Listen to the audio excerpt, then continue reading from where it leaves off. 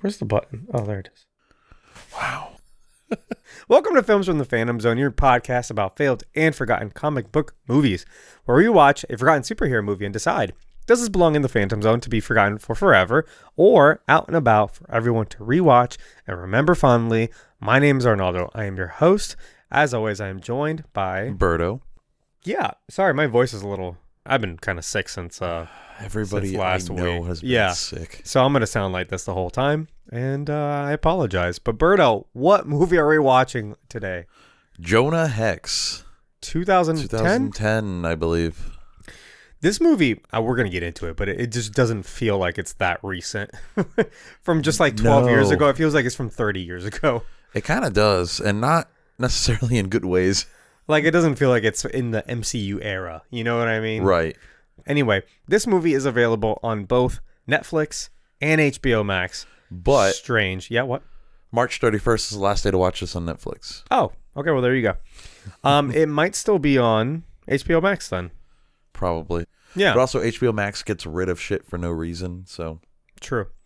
So recently, guys, we just did a review episode for The Batman out in theaters. We yelled at each other for about 2 hours, so that was a lot of fun. And then Berto didn't talk to me for a week. Oh, yeah. No, I think it was a week since I saw you, actually. That's just happenstance. Yeah. Before that, we did episodes Batman related. So we did the Batman movie from 1966 with Chris, our good friend here, as a guest. And we also did Catwoman, the Halle Berry movie with Sable. So those are available if you want to check those out. But we have to move on to something brand new, fresh, not related to anything. No, just kind of a one-off type thing. Yeah, we kind of picked Jonah Hex randomly. So that's what we've done. If this is your first time, we're going to go through our initial expectations for the film, a little bit of background information for Jonah Hex. We're going to summarize the plot, analyze the movie to the best of our ability before we go into Keep or Cancel. And that's a segment of the show where we talk about the people in the movie and we decide if we're going to keep them or cancel them before we decide if this movie belongs in the Phantom Zone or not.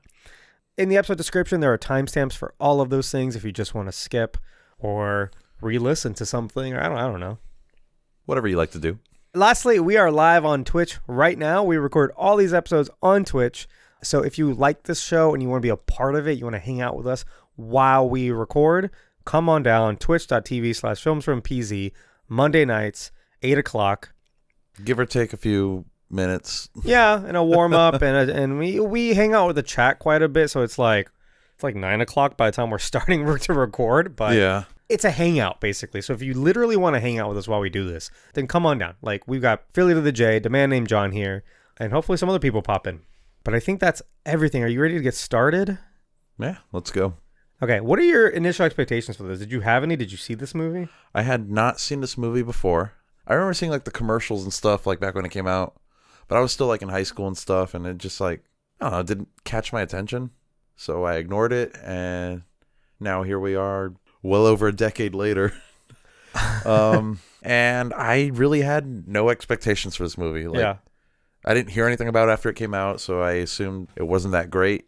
It just kind of died quietly after it came out. It did. So this movie had already a small budget, which is kind of understandable for like a not well-known superhero, I guess. Yeah. Right? Especially because it's not like, again, it's early in the MCU era. This is a DC film, by the way. But the idea of like, oh, let's make all these movies interconnected and it'll get like a bump from other viewers, like that Marvel bump. That was still a new thing. Yeah, that didn't exist yet. So like, to put this movie out on $49 million budget makes perfect sense. Mm-hmm. It only made $11 million.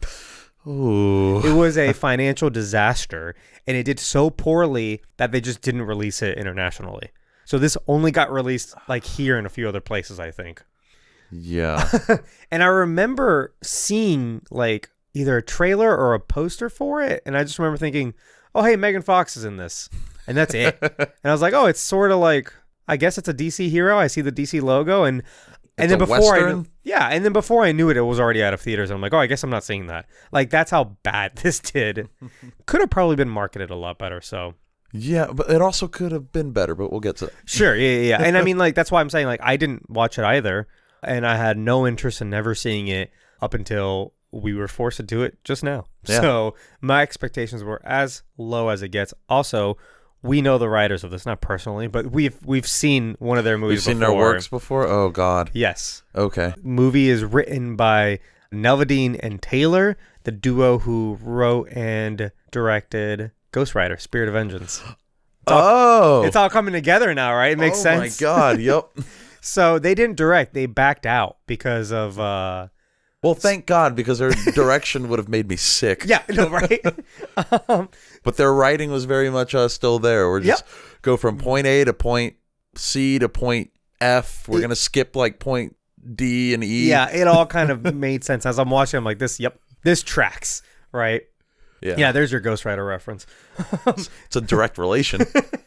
Also, there's a cast member in this. Wes Bentley is in this, and he was in the first. He was. He played Mephisto's son. Yes. Blackheart. All right. Well, let's move on.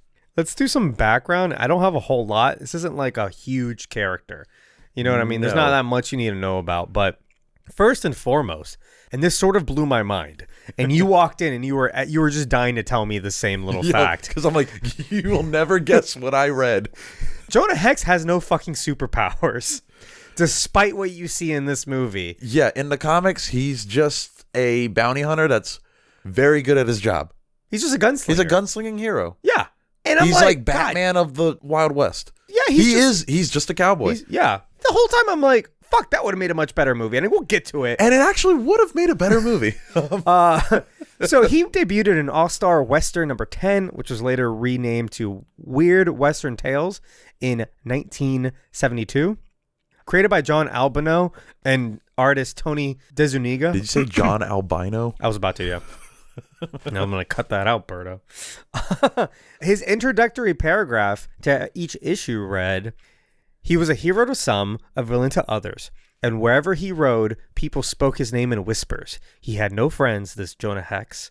But he did have two companions. One was death itself, the other, the acrid smell of gunsmoke." What a badass. Right? Just make that the pitch of the fucking movie. Like, that's all you need.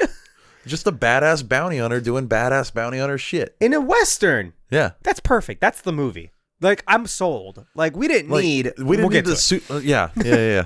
So, the character joins the Confederate Army to protect his home, but being an abolitionist himself, he surrenders to the Union and switches sides. His abilities are no magic, first of all. Expert gunslinger / marksman, highly trained martial arts by both military and the Apache, swordsman, hunter, intimidation. I read this. He's developed a reputation of being immortal, tracking, and survival. The immortal part's interesting because he's not actually.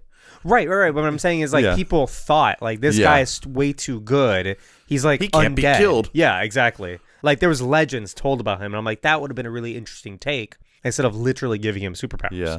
And this is kind of weird, and we're going to get to it, but it's like, it's so easy to, like, vilify soldiers of, like, the wrong side of history when at the time it's like, I don't know, they were brainwashed, they were told what to do. Like, it's hard to, like, assign blame to everyone. You know, it's kind of like there were German soldiers who were like, they were in the army before Hitler took over. There were people that were in it for different reasons. And they're like, hey, Hitler says go fight. And they're like, all right, I guess we got to do this. I guess we have to. I've been brainwashed by the military my whole life. So it's like, here I go. Necessarily make, and this is obviously, this will be a hot take to some people, but like, you know, not every soldier fighting for the bad guys is bad. Right. And that's just a fact. Yeah. And they mentioned in the movie too when he's talking to I saw that his weaknesses are scarred face or like hideous appearance. That's his weakness? And that was his only weakness, which I thought was funny. I mean, he does make everybody go like, what the hell happened to your face when they see him? Oh my God. So you ready to get into this movie? Yeah. Jonah Hex is a Confederate soldier in the Civil War until he betrays his commanding officer, General Quinton Turnbull, and must kill his son, Jeb Turnbull. Turnbull and his men find Jonah, hang him on a cross, brand his cheek, and light his house on fire with his wife and child inside, so that he may know what it's like to lose his son. They leave him for dead until an animated sequence explains that the Crow Indians find him and heal him. Having sort of died, they sort of resurrect him. I think it's not very clear, but he can talk to dead people. General Turnbull died, and Turnbull's a weird fucking name. It's hard to say it like repeatedly.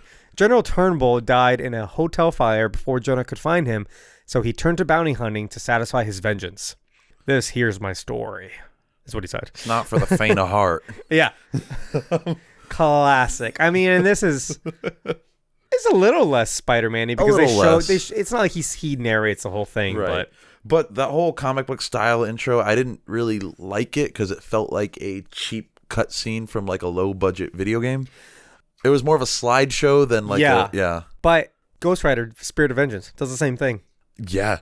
Like it's beat for beat. Like we're gonna show you the origin in an animated sequence because we don't want to do that right now. Yeah. You know. And did you also notice that when Turnbull's about to burn his family, he says, "I want you to watch," and then Michael Fassbender closes the door. Oh, yeah. Well, it's a rated PG-13 movie, so you cannot burn. All he's watching is a house burning. Well, you really cannot show like children dying. No, like you actually, I don't think you can do that. But the action done on screen directly goes against the dialogue on screen. Yeah. So interesting debate, origin story. Like, you're making a movie about a hero and you have to explain his origin. Do you do the origin story or do you do this where you just kind of like mention it and then just like you're in the first story, basically? I think that should be done on a case-by-case basis. Like, do you start with story 0 or story 1? You know what I mean? I'm cool with story 1 with flashbacks that make sense to story 0. Like, but I don't know, right here, it's like, it was kind of fine right here because there really isn't too much depth to it. But if you're doing something like Spider-Man, but like, the first movie, it made sense to do the origin like from year 0. Yeah. So it depends.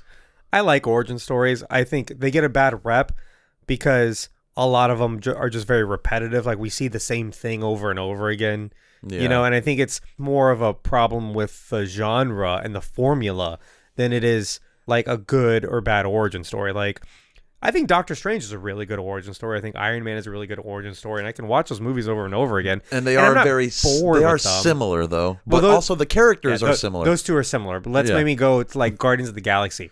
That's an origin story. You see, you put the team together. By the end of the movie, the team's together. It's an origin story for the team, not necessarily like the people on the team. Yeah. But like, Batman Begins, great origin story. Yeah. I love that movie. And you can do all kinds of things. If you make the story interesting, you don't have to worry about like, oh, well, we got to get him in his costume with his superpowers doing the thing. Otherwise, people are going to be bored. Yeah. Therefore, we have to knock out the origin story in 25 minutes. Otherwise, people are going to check out and go home. And that's what you see a lot in like fucking Catwoman movie. We saw that didn't even need an origin story because she was a pre-established character. Yeah. Like, is it weird if I'm going to say I actually liked the origin story in Fan-4stick and I think everything after they got their powers was terrible? That kind of makes sense, yeah. Well, that's what I'm saying. Like, if you make the movie an interesting origin story, it's not necessarily boring or repetitive or anything. Yeah. And so, like, I could see this film being about the first... Hold on. Did I not talk about... What? I skipped all this part. You skipped his origin. Fuck, I skipped his origin in the fucking... Okay, so let's talk about it now. Sorry, I skipped his origin when we were talking about in the comics. In the comics, his dad sells him to slavery with an Apache tribe. That's why he hates slavery.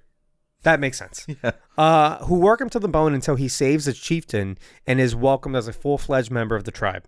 He has a fight to the death with a tribe member, and he has to cheat, and so he's branded and cast out. And then after that is when he joins the army. So in this movie, they changed that to be like... It's the Confederates who do that, and I think they don't want to make, Native Americans look bad, like make them the villains of your movie. Yeah. Instead, they just made them stereotypical nobodies in this movie. Kinda, yeah. But I mean, his wife is Native. I think. Well, we saw her for like half a second. We see her for one shot. Yeah. And then their son also. It's similar, but not quite the same. Well, and the thing is like. If you made that the movie, I think that could be really interesting. Mm-hmm.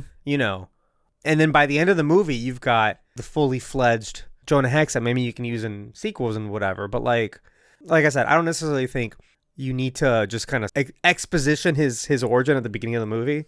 It just feels like you skipped over a lot. You know what I mean? It would have been better to just show his origin at that point if you're going to put that little effort into it. Yeah. The movie really wanted to get to this next scene like right away. you know? And it wasn't even that exciting. No. Like, everything they glossed over, I'm like, that sounds a lot more interesting than what you're about to show me now. You know, it was like, oh, all this stuff happened off screen. Yeah. That's the stuff that should have been in the movie, not this next bullshit we're about to get. And also, like, why can he talk to dead people now? It's not actually explained. It's just like, oh, I got close to death, so now I have powers. Yeah, well, that's the thing. That's like the biggest question in this movie. And they just kind of like bulldoze through it. They really just show fast. that he can do it, and then you're like, oh, yeah, we heard what you can do. No, in the animated sequence, he mentions it for like a split second. It's not dove into in the slightest. Well, that's what I'm saying. I'm like, that's the interesting part. Even though it's a bullshit superpower that's not from the comics, It did make for some funny scenes, though. yeah. But you're skipping the interesting parts. You know what I mean? Like, that's what you should be showing. Now he sees dead people. So, all right. Philly had a note about the talking to dead people, too. He said, so how does he talk to dead people? And he guess the context in the movie is he almost died, so he just can now? Yeah, that's kind of really a weird supernatural inclusion to the movie. This is just a way to get from point K to Q because it's jumped so goddamn much. Yeah, the man named John says they did a hand wave. It's a huge hand wave. It was a team of people just waving their hands. Like, don't worry about this at all. We need to move on. And before we go on, I need to mention this movie's 81 minutes long with credits. Very short. It's like an hour 15. Breakneck speed. Like, that's it. Jonah Hex rides into town dragging 3 corpses to collect his bounty. The town sheriff refuses to pay him, revealing there's an illegal bounty twice as large for him. Jonah sees one more coffin than he was expecting, and the sheriff's posse starts shooting at him. Jonah Hex somehow procures, and I swear to God, 2 miniguns on each side of the horse and guns them all down. He shoots down the last man who jumped out of a coffin and blows up the building for good measure. Why was the man in the coffin already? He was hiding. To like surprise him and then put him in the coffin? Yeah, that was like one of their posse members. He's like, oh, I'm going to hide in the coffin. Except shooting starts happening. He doesn't jump out till like 3 minutes later. He's an idiot. He's like, oh, guys, are we doing this yet? You didn't say when. He's probably like, oh shit, I think my friends are dead. He should have just stayed in the coffin. Just write it out. That's what I would have done. Maybe you'll survive. Jump out like that guy in Iron Man 3, be like, look, I don't even like these guys. They're so weird. And just leave. And just walk out.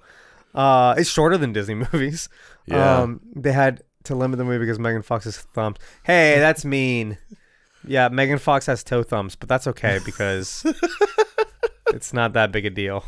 I don't think they really show her hands in this movie for longer than like a frame. I mean, you'd have to know they're there to find them, I guess. Yeah. Why does he blow up that building? Didn't like civilians go in there? He blows up every building he finds, by the way. I don't know if civilians went in there. There were a lot of people like hiding. A lot of buildings get blown up in this movie. This movie is so close to doing Western tropes, and then it doesn't. And it pisses me off so much. I do like how he puts the sheriff badge on just like the random drunk slob standing in the street. I thought that was like a disabled person. He's like, was it? Maybe I couldn't tell, but that was my impression. He was like, you know what, you're like, you deserve this. He gives him sheriff, and he just smiles. He's happy. I don't know. I couldn't tell because also it's a Western. Yeah, but like, there's certain tropes. Like he's riding into town, he looks like a gunslinger, you know, and he then is a gunslinger. Right. But I mean, he's got the look. He's turning in this bounty. He's carrying 3 corpses with him. You know what I mean? Like this is all on paper really cool stuff. Town folk start hiding because they know a shootout is coming, right? That's a little bit of like visual trope of the genre that you're like, ooh, action's about to happen. And then like miniguns? What, you know? Like he's a gunslinger. He should be slinging guns.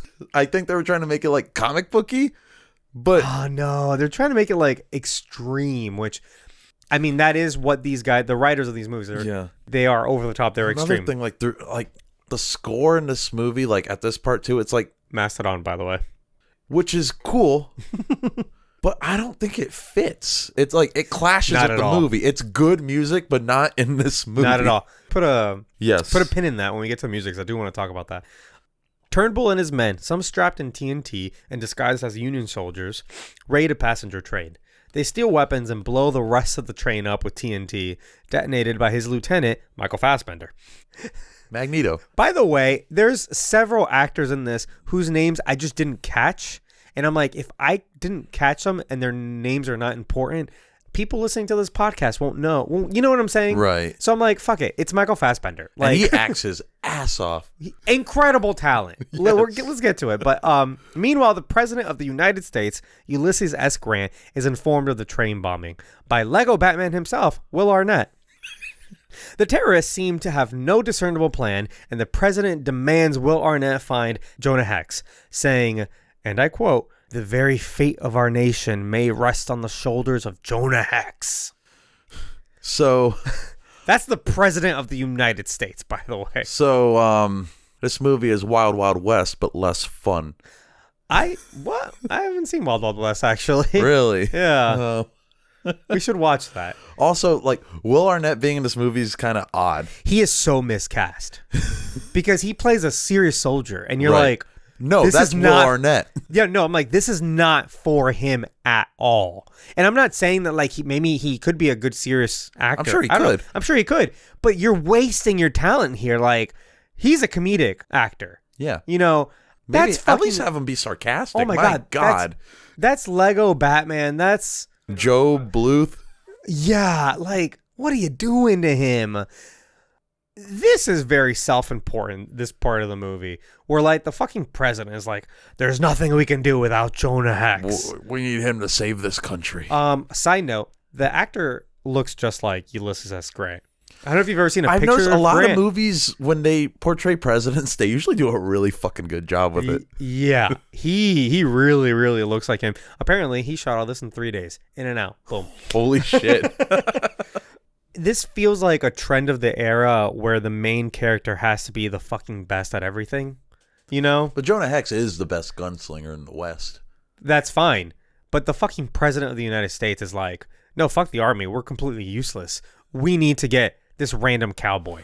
He's true. the best one. Like, This cowboy he is so going important. to stop the terrorist attack. It feels kind of like Armageddon logic where they're like, we need these drillers to save the world because no one else can do it. We need these fucking like blue-collared.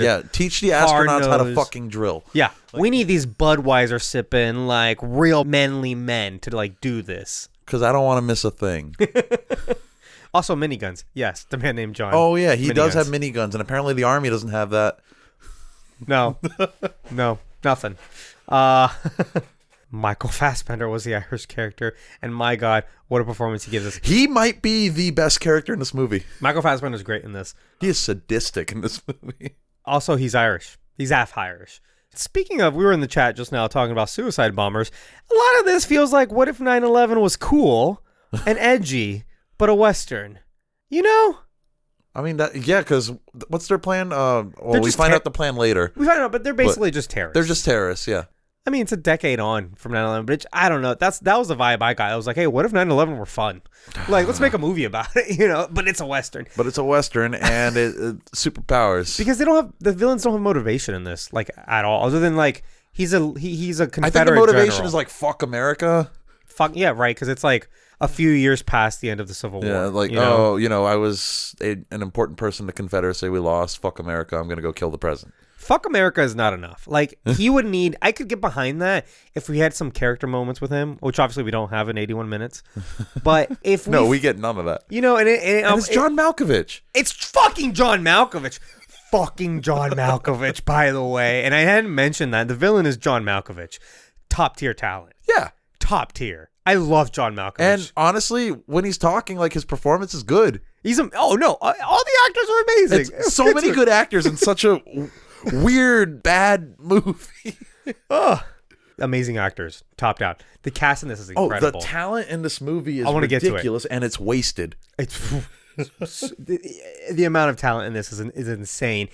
I get the feeling that a lot of these line reads, were like changed by the actors. They're like, I don't think the character would say it like this. Yeah, I'm gonna say it differently, and then boom, like they made it so much better. And Josh Brolin makes a lot of this dialogue really good, I think. He sounds like a badass cowboy. Yeah. Anyway, Jonah Hill. This is gonna happen to me a few more times, by the way. Jonah Hex. Jonah Hill's the only one that can save this country. God, what if that were true? I want to see that movie. Jonah Hex murders a man at a bar for speaking to him. I laughed at that. Why? I mean, I get it. It's the Wild West, but still. Because it was so ridiculous. Like he gets vaguely insulted, and that's all it took. And the guy's like still in the middle of talking. Jesus. And we meet Megan Fox's character with a close-up on her leg, obviously. She's a prostitute who's very popular with her clients. Jonah, I keep wanting to say Jonah Hill. Jonah Hex shows up at her door, and they sleep together and catch up. She wants to run away with him. The army shows up to induct Jonah Hill. Oh my God! To induct Jonah Hex. It's very difficult. The army shows up to induct Jonah Hex into their service, claiming Turnbull is alive. They take Jonah to their camp, where he interrogates one of the terrorists from the train who has recently died. I'm going to put a pause here because I feel like I'm recapping too much in one paragraph. Also, Jonah Hill's not in this movie. I know. You do it. It's very difficult. I'm really torn on her character because they don't give her any depth. She's just a hot girl. She's just kind of the hot girl. She's just sort of just a prostitute. She's like sort of badass. She kind of is later on, but for the most part, she's just a prostitute. And she's really hot. And like everybody wants to like bang her over and over again. And she's like, I'm done for today. And Jonah gets to do it for free.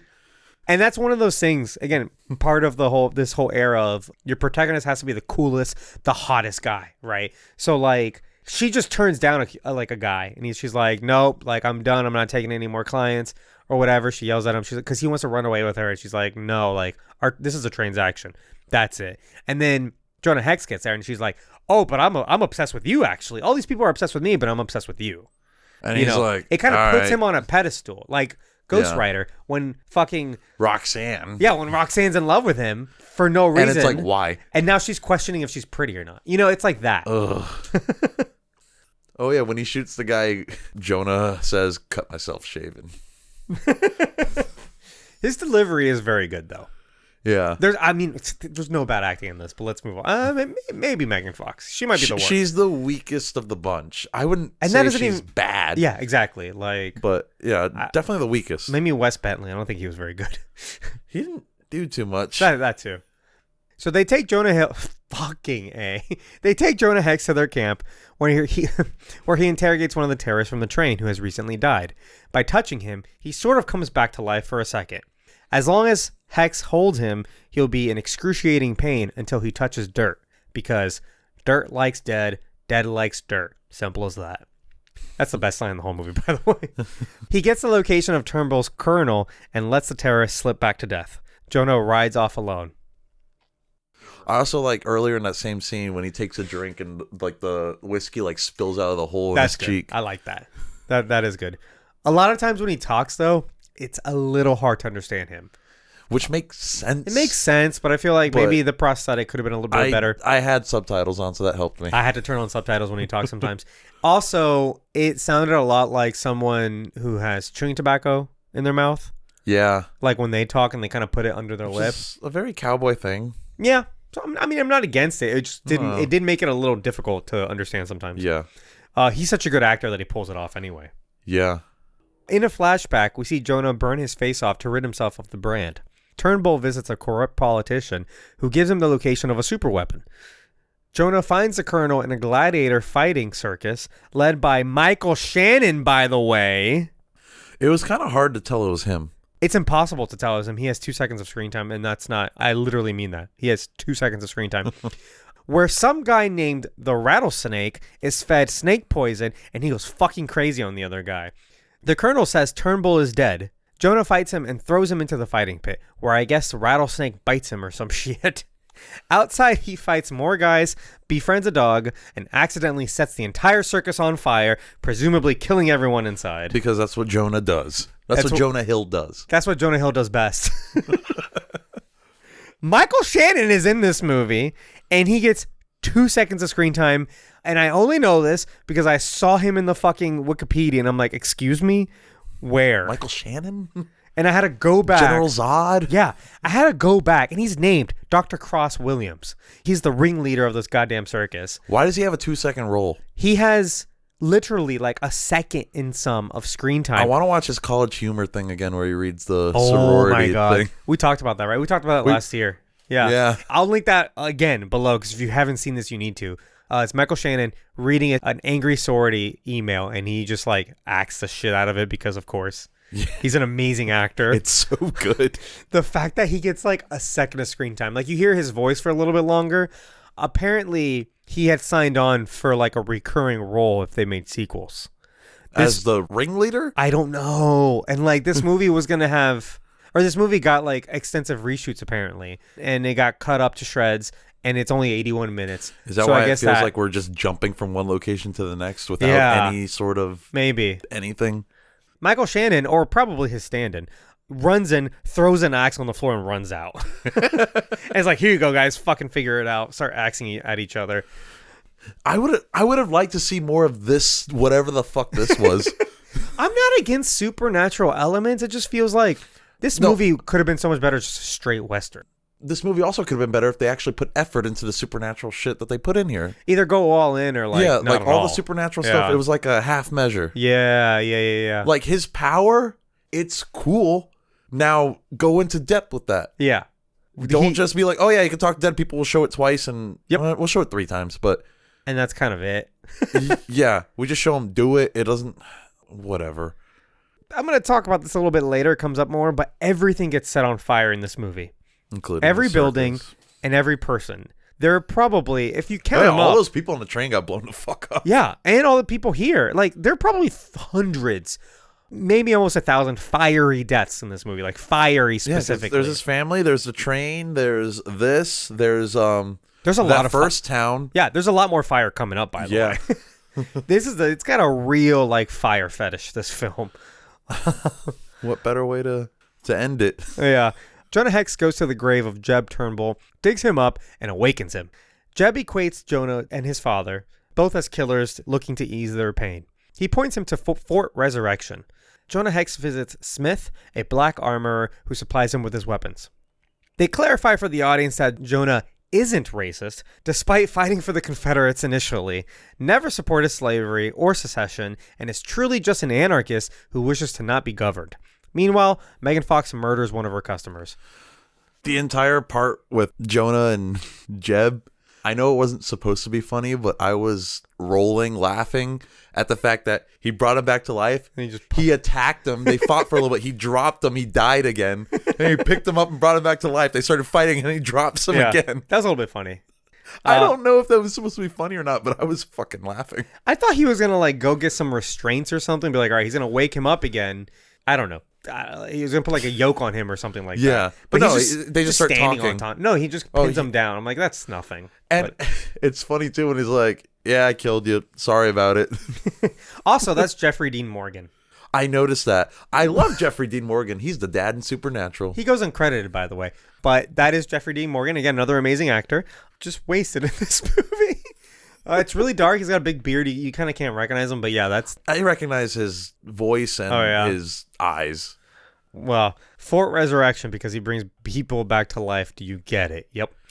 That's a bit on the nose. It cannot be a real place. This felt really ham-fisted, this whole scene. And it's kind of necessary, this part of about, like, he's your hero, and you have to explain that he's, like, not a bad person. I kept on thinking, I'm like, they're going to need some black people in this movie real quick. There's one. If we're supposed to believe, like, this Confederate is a hero. You know what I mean? And then I'm like, this scene is very much necessary in this movie, but I don't think it was just kind of like spoon-fed to the audience, being like, look, he's fine.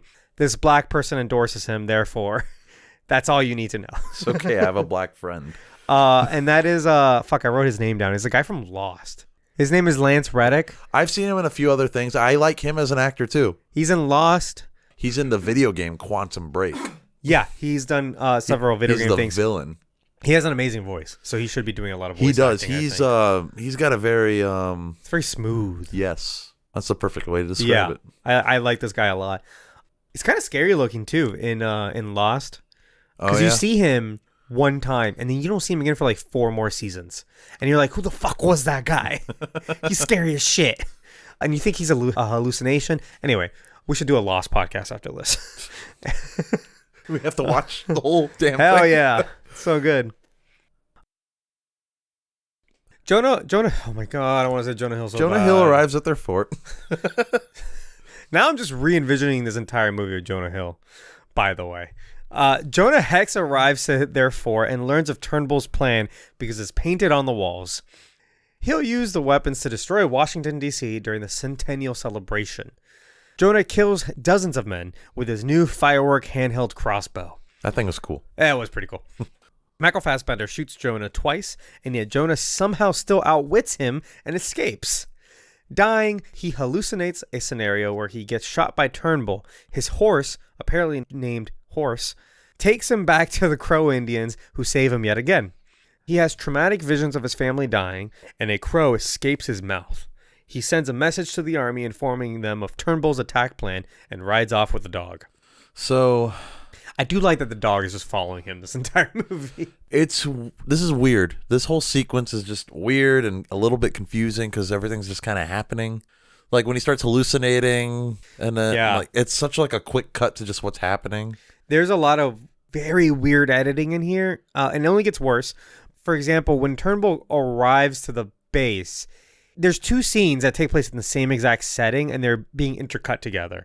And it's Turnbull explaining to Michael Fassbender their weapon and their plan, right? Yeah. And they're looking at the plans on the wall. Meanwhile, that is being intercut with Jonah Hex literally in the same room looking at all these plans. Yeah. At first, I thought like he was infiltrating at the same time that they were there. Right.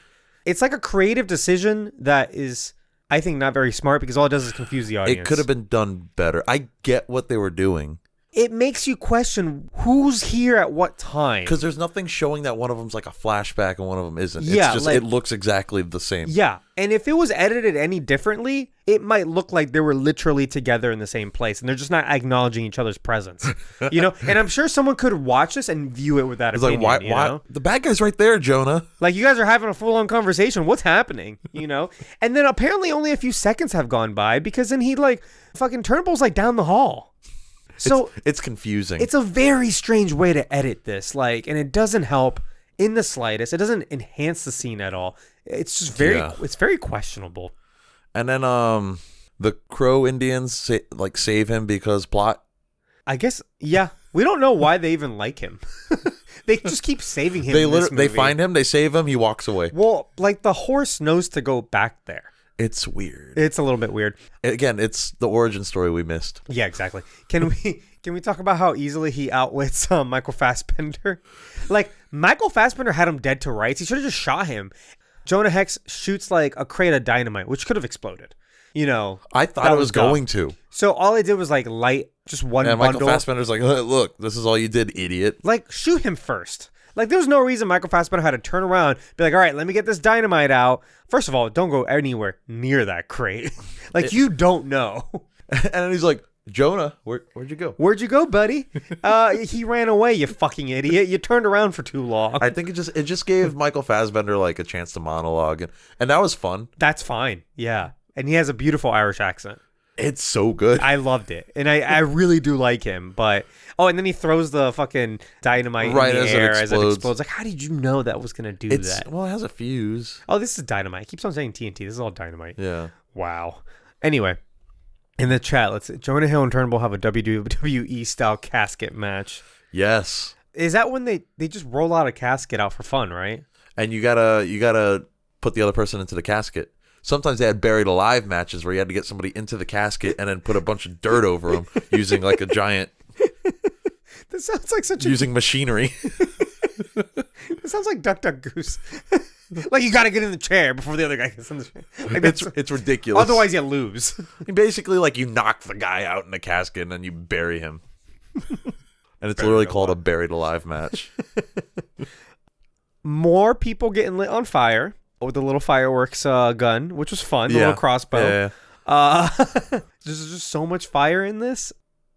What is this whole fight that they're having in the clay? It's weird. It's happening in his head, I think. Is it like an ethereal plane or something? That's what I got. That's what I got too, but also like... Because it comes back later in the movie. Why? That's the burning question. Burning. Are they connected? That's what I'm saying. Are they having a fight like spiritually together? Like in Elektra? Because, yeah. Because it's not clear, like, does Turnbull... Did he, like, survive the fiery hotel thing? Is he also kind of half undead? Or was that just all, like, a lie? No one knows. Yeah, I It's never explained. In I don't the know movie. why I asked you you had a definitive I have answer. inside knowledge on this. No, I have no idea. Oh my god, all that got real confusing. It doesn't help that this movie moves at a breakneck pace. Yeah, because the crow coming out of his mouth, that was also in his head. Because then he wakes up after that. Yeah, I don't think a crow literally came out of his mouth. Right. That'd be kind of fun though. It'd be cooler if it did, and that would add more supernatural stuff to this movie. But For sure. we can't be doing that. No, not at all.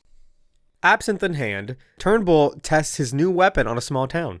They first shoot these huge cannonballs, and then a small Dragon Ball that sends out a wave of energy that detonates them. It looked like a Dragon Ball without the star. It was exactly a Dragon Ball. I'm surprised no one goes, guys, we need to redo this. This is a Dragon Ball. The president is informed there's no way they can stop Turnbull or predict where he'll attack. Fassbender abducts Megan Fox. How did Fassbender know that Megan Fox was Real good question. Not associated with Jonah Hill? Not enough at all. Not enough for 81 minutes. That's the answer. Because he just kind of shows up and kidnaps her. Turnbull is just like, go find someone close to him. There's only one person he even gives a shit about. And it's a prostitute. It wouldn't really even make sense for Turnbull to know that. Like, he hasn't really known He didn't even know Jonah was still alive until like a minute ago. Yeah, they thought they were both dead. Philly's right. He knows the answer. He read the script. They had a short little fight, too. Kinda. They just slapped each other.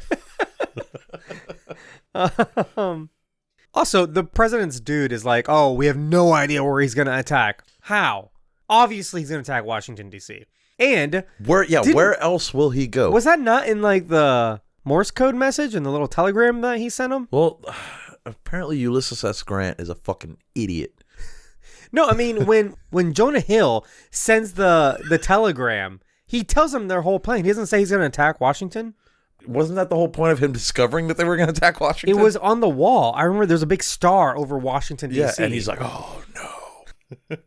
Anyway, so I guess they're like, oh, we have so many celebrations. There's no way of knowing where he's going to show up. Bullshit.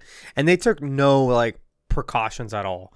He's having, like, his... Like, they have a Navy. They could have parked the Navy outside of Washington, D.C. Yeah.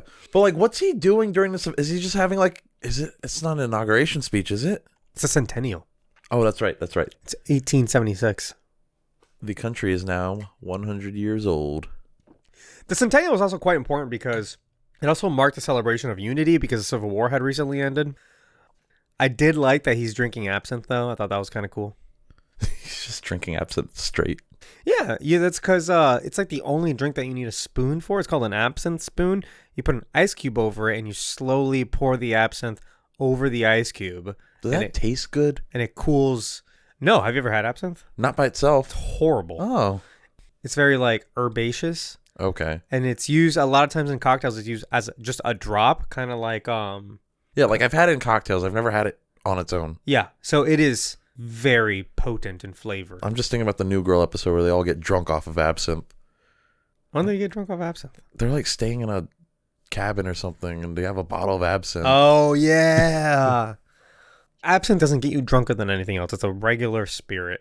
It's just, it was illegal for a long time. And that's why it had like a really weird reputation. It was only made legal like recently, like in this century. I saw a video about that from that YouTube guy. Oh yeah? Yeah, How to Drink? His name? Yeah, How to Drink. Yeah, he's cool. He's cool. He's amazing. Great YouTube channel. Turnbull and his men load the weapons onto a ship and sail down the Potomac River. Jonah Hex arrives and sneaks aboard to fight Fassbender. He outwits him yet again, slaps him in the face with fire, and shoves his head into a propeller, killing him. He brings him back to life to punch his face, and he disintegrates. That part was kind of badass. You know why it was good in the context of this specific movie? That he has this power and he just uses it to just punch this guy one more time. He brought him back to life to kill him again. Yeah, I'll give him that. Also, I was confused by his death because I guess the propeller killed him, but then you see his corpse and he looks normal. Well, it's a PG-13 movie. There's not even a lick of blood on his face. They shouldn't have done it that way, but I think because I kind of looked at it, there's like a small pool of blood sort of in shadow. I thought like half his face was going to get like sheared off. I think a section of his head got cut off, and that's what killed him. I guess. Like just like blunt force trauma, and then he falls on the ground, comes back to life. Well, off screen, it punches looked him. like blunt force trauma because it was like dunk, dunk, dunk, dunk, dunk. Yeah. It wasn't a propeller like a... It was like a slow propeller.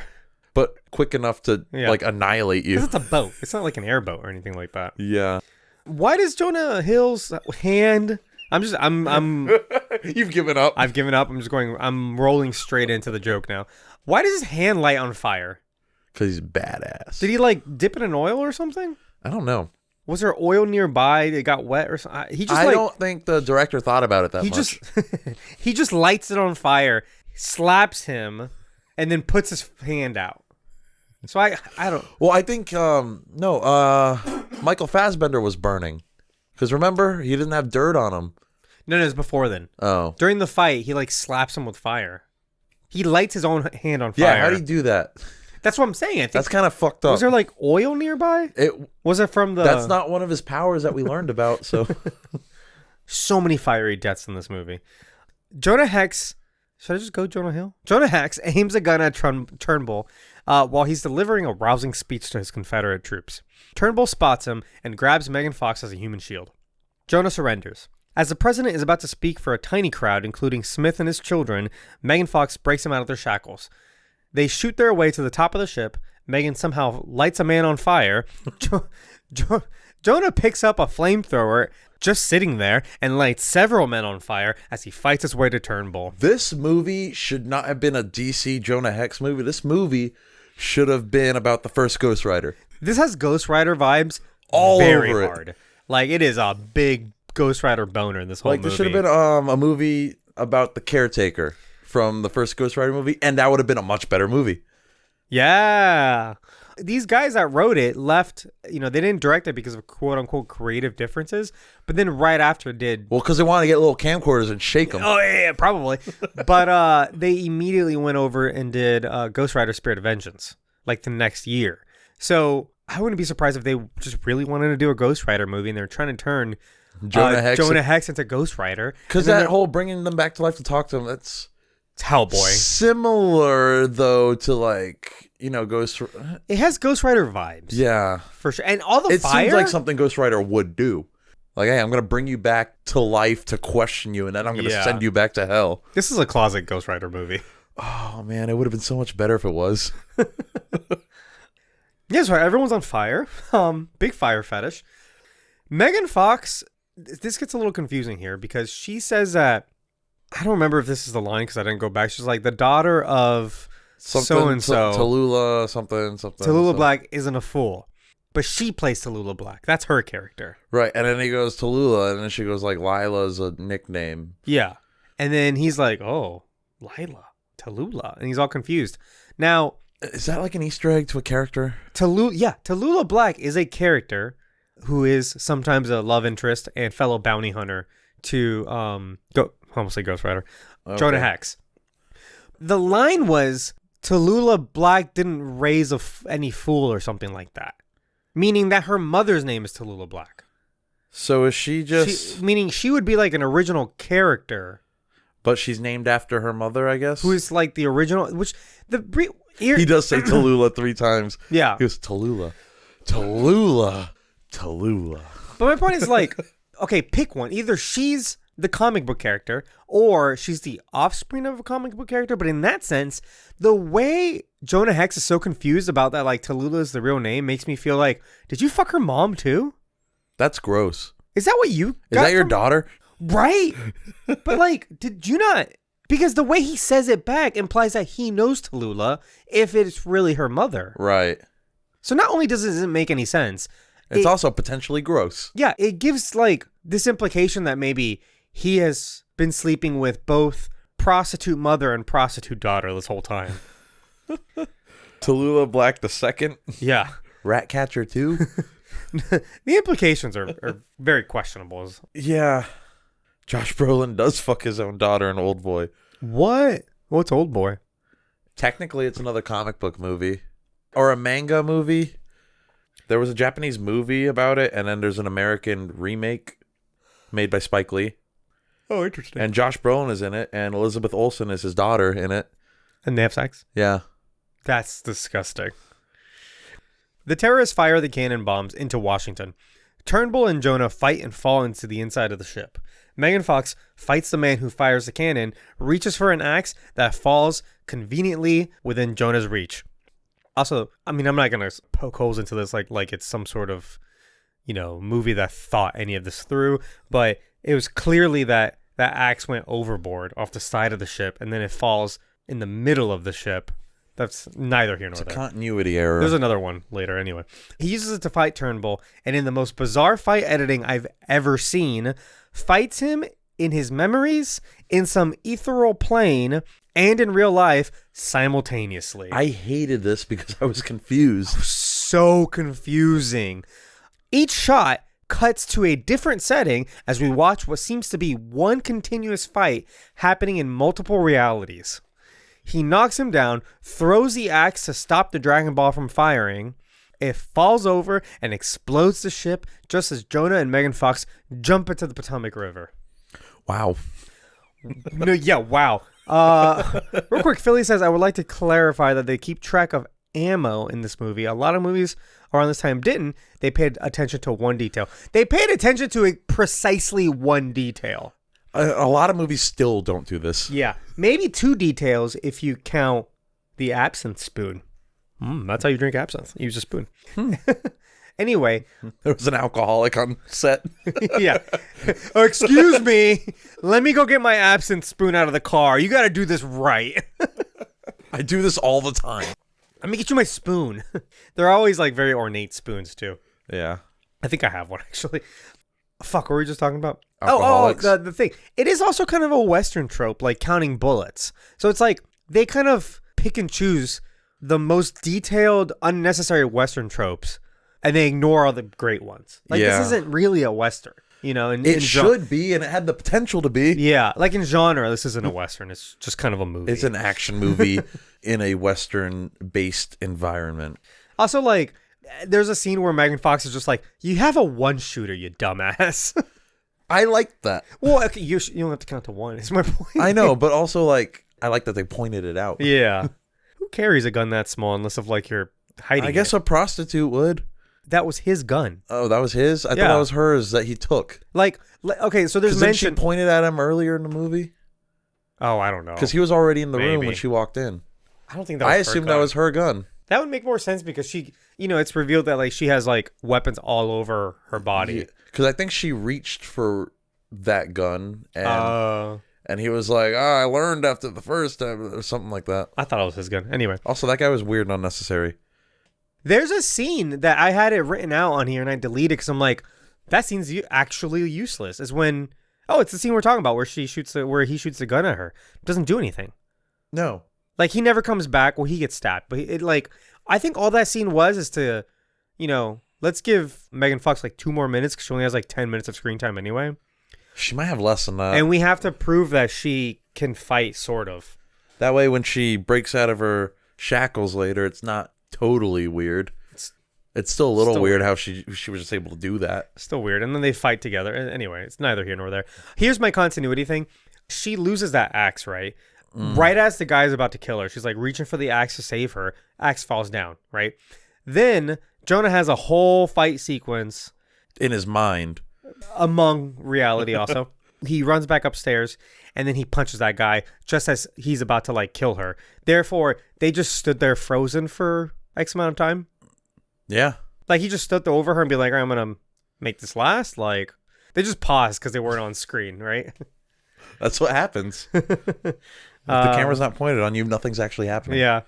And then the boat explodes because everything explodes in this movie. It's insane. Jump off. Very dramatic. Again, this feels like it's older than it is. It feels very 90s for them to be like jumping off the boat as it explodes. It's 2010. Anyway, President Grant gives Jonah Hex a cash reward, a full pardon, and offers him a sheriff badge. Jonah refuses it because countries don't have sheriffs. Yeah, no shit, Ulysses. He and Megan Fox seem to live happily ever after, and he visits Jeb's grave again to apologize killing his dad. That part at the end was kind of nice, I guess, because he and Jeb were friends, and you kind of get that from their interaction. Yeah, for sure. Because he's like, you killed me. He's like, yeah, sorry about it, but you pulled a gun on me. And he's like, yeah, that was a mistake. And he's like, no shit. Yeah. Anyway, that's the movie. Also, this country needs a sheriff. What was he supposed? Was he going to be like the first U.S. Marshal or something? Was that what that was going to be? That might have made more sense. That would have made a lot more sense. Like make him a marshal or something? Yeah. Okay, so that was the movie. Let's move on. America needs a sheriff. Probably worst line in the movie. That might be the worst line ever. America needs a sheriff. Who said that? Did somebody say that? Ulysses S. Grant said that. Oh, he did? He said, this country needs a sheriff. And then Jonah's like, countries don't have sheriffs. Whoa. All right. Analysis. I want to start off with, and we talked about this. This was sprinkled in the plot section. If you skipped here, these are the writers from Crank High Voltage, and then later went the next year left this movie to do Ghost Rider: Spirit of Vengeance, which is our like worst movie that we've done. Yeah. Is that the one we voted worst? Was that the worst? That was hardest to watch for sure. Yeah, I think it was between that and Elektra for us, but I think Spirit of Vengeance ended up winning. I think Spirit of Vengeance won, yeah. So that's our worst movie, right? So these two guys, and one of the reasons I do not like them is they're known for being like edgy, over the top, extreme, and but on a budget. And studios like that. That's why they get jobs. It doesn't make sense that you can be edgy and extreme and on a budget. If you've listened to our fucking second episode ever, Ghost Rider: Spirit of Vengeance, we talked about them. But for Crank High Voltage, the duo used consumer-grade camcorders, such as the Canon HF10 and the Canon XH-A1. Nevadine, these are two dudes, Nevadine and Taylor, they go by. Nevadine commented on the use of these cameras. We can put these cameras in places that people haven't, and we can put 10 of them in places where people haven't. And one of the things that allows us to do, we're doing this moving bullet time camera rig where we take 8 HF10s and we put them on a lightweight piece of speed rail, and I can rollerblade and skate around Jason Statham, and he's blasting down the street with a weapon and capture just rad images. What the fuck, dude? I don't like that. This is not the guys you give millions of dollars to. These are the people you get to do like indie films. During the filming of Crank High Voltage, Nevadine and Taylor shot over 279 hours of footage during its 31 days of production. I feel like that's entirely too much. I think that's probably because they used 10 cameras at once on camcorders on a budget, and it's very evident. Like, we were watching Ghost Rider: Spirit of Editing Vengeance. that must have been a nightmare. Maybe that's why the editing was terrible in that movie. You've seen Crank? I've seen Crank before, Oh, okay. yes. And they did the same thing with Ghost Rider. Yeah, Spirit of Vengeance is like... It's like that times 10. It's very difficult to watch because they're using not production grade cameras, and so the film is like very grainy. It looks very kind of overly produced, you know? Yeah. It's not a good looking picture. And then they hit you with like very bright whites and then very dark darks, and like it makes you dizzy. Like, it really hurts, especially like on a really bright television. It's almost like a strobe effect. Yeah. So they were the original directors for this, and they left because of creative differences with WB. Again, probably more to like go do Ghost Rider, because clearly that seems to be what they wanted. Like, this movie, we said, feels like it should have been a Ghost Rider movie. Yeah. Josh Brolin, would later admit that he hated the experience of making the film, stating that at one point they had to reshoot 66 pages in 12 days. Jesus Christ. Implying that the filming schedule was hectic. Director Francis Lawrence was brought in to supervise a number of reshoots. So the director that they got is Jimmy Hayward, and he really doesn't have a lot of experience. He has mostly been an animator for Pixar, and then has really only directed Dr. Seuss's Horton Hears a Who. I liked Horton Hears a Who. And then after this, he did Freebirds. So 2 animated kind of family movies. And then this. This one's the outlier. There are other people who have transitioned from like animation, especially like Pixar animation, to like making movies. Like the guy from Mission Impossible. What's his name? Tom Cruise. No, the director of the newer ones. No. Anyway. Brad Bird. Thank you. Oh, is it actually Brad Bird? Yeah. That was totally a guess. Okay. Yeah. I think Brad Bird. I'm not sure if he's doing the new ones or he just did 4. He was the one that wrote The Incredibles, right? Yeah. Okay. Mm-hmm. So, I mean, some people make that transition, but they're probably very talented. And I'm not sure if this guy... Yeah. It's hard to tell, like, what, you know... He's only done, like, 4 things. But the whole... Like, the cutting the fight scenes into different places at the same time. That wasn't great. It's a big headache. And I feel like in his mind, he's like, oh no, this is artistic. This is going to be cool. People are going to get it. People don't get it. Like, you have to remember what you intend to put on screen makes sense in your head because you're the one that came up with it. Right. But other people have to look at your artwork and then decipher what you intended. It's not clear. It's too much happening at the same fucking time. I'm still not convinced of that like red clay setting, if that's a real place or not. Yeah, was that like an astral plane? Was that a flashback to an encounter that they had? Well, the scarring was there, so that didn't make sense. Brad Bird did not do the Mission Impossible movies. Brad Bird has done like one Mission Impossible movie. Don't you lie to me. Now I need to know what Brad Bird did. He did The Iron Giant. Mission Impossible Ghost Protocol. Boom. Suck it. He did that one. So one of them. He did Tomorrowland. I like Tomorrowland. A lot of people don't, but I like it. It's not a very hopeful movie. I'm sure there's a podcast out there that's like movies based on Disney rides. There's already like 8 of them. Haunted Mansion, Pirates of the Caribbean, all of them. Tomorrowland. More based on a section area. of a park. Carousel Progress. I don't. Have you seen the Muppets Haunted Mansion? No. Came out last year. It's pretty good. Huh? Is it better than the Eddie Murphy one? Much better. Okay, because that one sucks. It's probably like the best Haunted Mansion movie you could make, because if they make, and they're gonna make another one, but the Tower of ride, Terror. like the ride is kind of campy. You know what I mean? It's campy, but it's also like fun. Yeah. So it's like, how else? Well, I guess campy is fun. But. Yeah. How else do you do Haunted Mansion? You fucking do it with the Muppets. They lean into all the jokes. They make. I want a ones. dark and realistic Haunted Mansion that's rated a hard PG-13. Just enough blood and one fuck. Anyway, so this was given 2 nominations at the 31st Golden Raspberry Awards. Worst Actress for Megan Fox, and Worst Screen Couple, Josh Brolin's face and Megan Fox's accent. But I think his face was supposed to be ugly, and I think it looked good. Yeah. I mean, okay, so elephant in the room when we talk about this movie, and when we mentioned it a million times, are the actors. Yeah. Out of all of like the bad movies we've watched, and maybe like out of all the movies we've seen so far, none has assembled such a talented roster of actors as this movie. Maybe Amazing Spider-Man 2. Had like 3 or 4 good actors. This has like 8. That's true. This has, I'm going to go down the list real quick. Of just all the high-profile actors we got in here. Josh Brolin, John Malkovich, Megan Fox, Michael Fassbender, Will Arnett, Jeffrey Dean Morgan, Michael Shannon. You've got 2 almost Batman, a Lego Batman, Thanos. You have a Thanos. Cable. You have Cable. You have Magneto.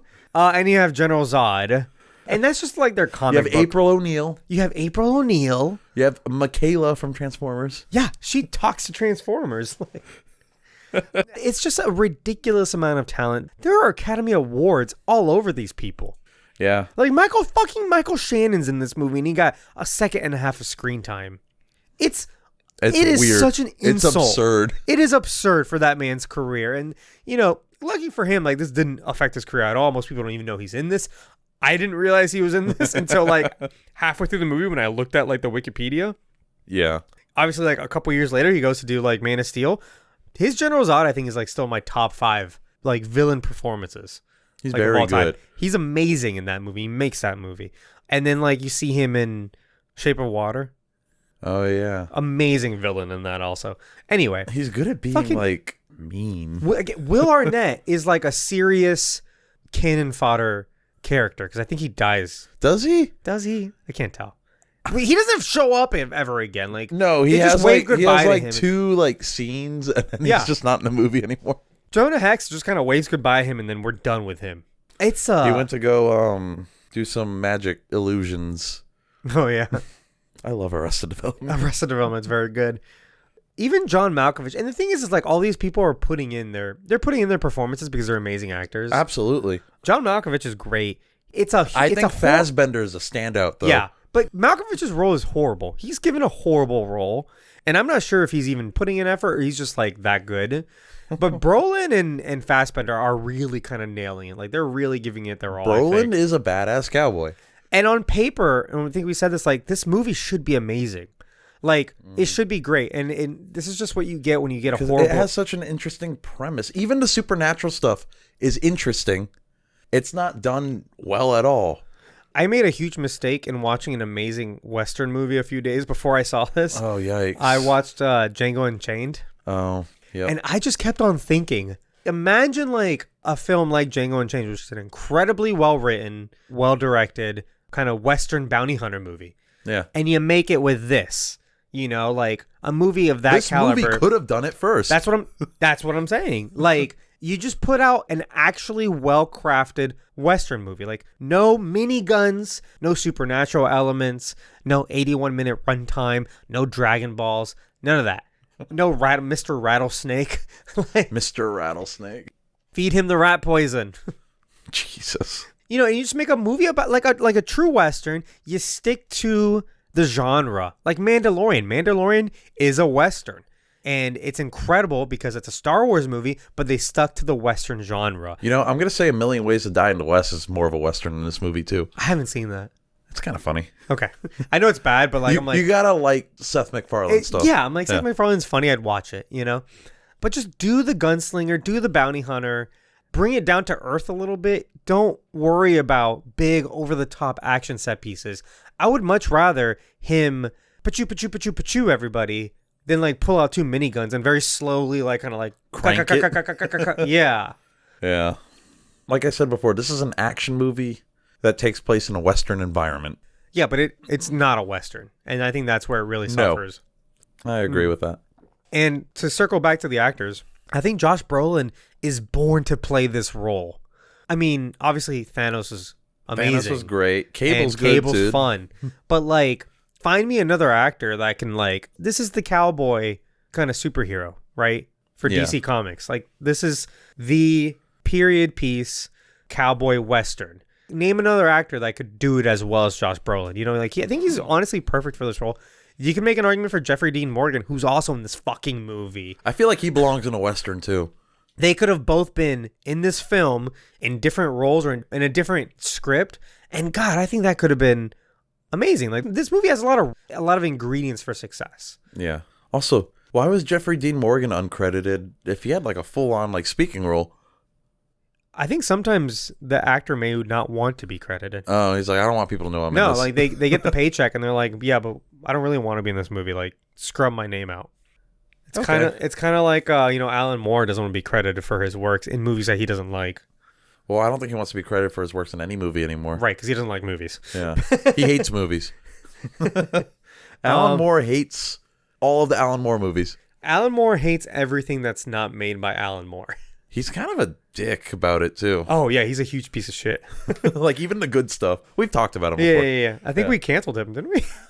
We might have. Did we? I don't remember. I need to make a list of everyone we've kept or canceled. Oh, Philly, maybe you can remember if we canceled. That was back on LXG, I think we canceled Alan Moore. I don't know. Like, look, and usually we break this down in some categories. Story, action, costumes, music, stuff like that. I think we covered a lot, though. And it's weird to like sit here and talk about the cinematography because what I would call this cinematography is better than what Nelvadine and Taylor would have done. And that's it. It's just like, it feels amateur.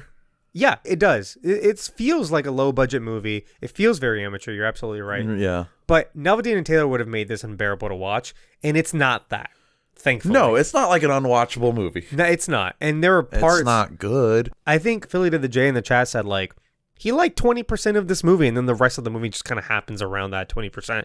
And I think that's not inaccurate. I think there are sections of this film that we had fun with. Some of the comedic bits... I'm not sure if they were actually supposed to be comedic, but they got me. I thought they were fine. If you're going to rip off Hellboy, then take a little bit of that humor with you, right? Yeah. It's like when Hellboy puts that's half that skeleton around his back and he's like, yeah, this is Fred. Let's go. And everyone's like, what the fuck?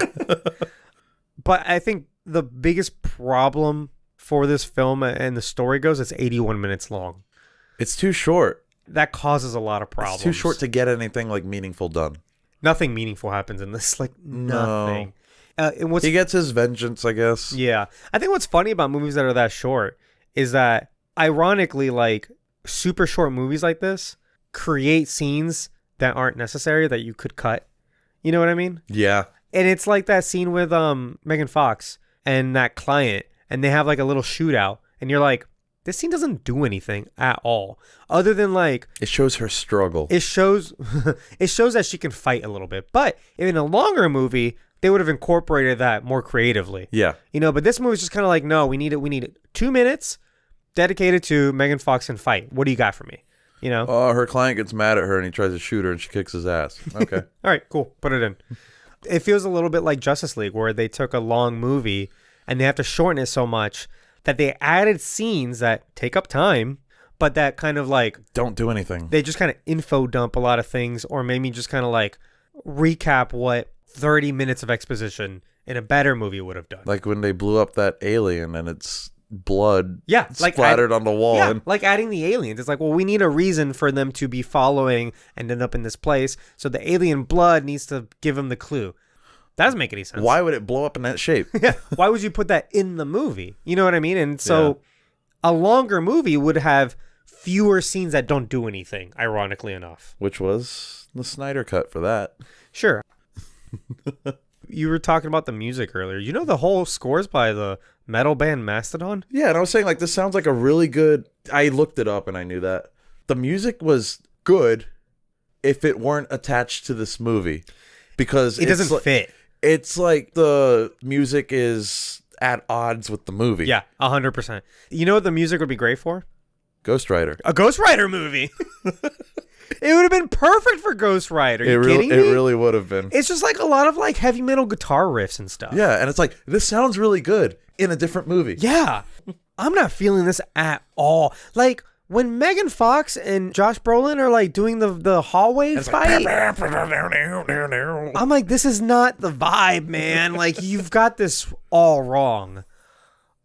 There's a disconnect there somewhere. Yeah. I'm like, this is not the right movie for this. That being said, the score is fucking awesome. It's just... Yeah, I'll give you that. It just doesn't work for this movie. No, I absolutely will give you that. It would work in so many different movies. Yeah. 310 to Yuma came to mind at the same time as this movie, and it got a pretty decent cast and is a way, but 310 to Yuma is a good movie. Well, that's also a real Western movie. It's a remake of Are you talking about the original or like the... Oh, he's talking new about one? it came out around that time, so the remake came out around that time. Oh, yeah, 2006, I think, is 310 to Yuma. So a few years before. And like I think a year after this was the remake of True Grit, and that was also a much better Western movie. Oh, that's a great movie. With Matt Damon and... Is Jeff Bridges in it? Is Jeff Bridges... Matt Damon's in that movie? Yeah. Oh, no, it is Jeff Bridges. He's the... I think it's Jeff Bridges, Matt Damon, and Haley Steinfeld. little baby Haley Steinfeld, who rolls a cigarette for him. Yeah. Whoa. I'm pretty sure Matt Damon is the younger cowboy in that. Oh. And it's, you know, we've gotten Star Wars Westerns in form of The Mandalorian, which is so fun. And it proves that you can do this genre, you know, make it modern. I think Blake in the chat just said modern Westerns are really fun. Yeah, they absolutely are. You absolutely could do that. And putting that kind of flip on that genre where we're like, oh no, but we're doing a DC movie. That could be good too. That could have been great. This, again, a lot of potential. Could have been great. A lot of potential here. And they approached it the wrong way.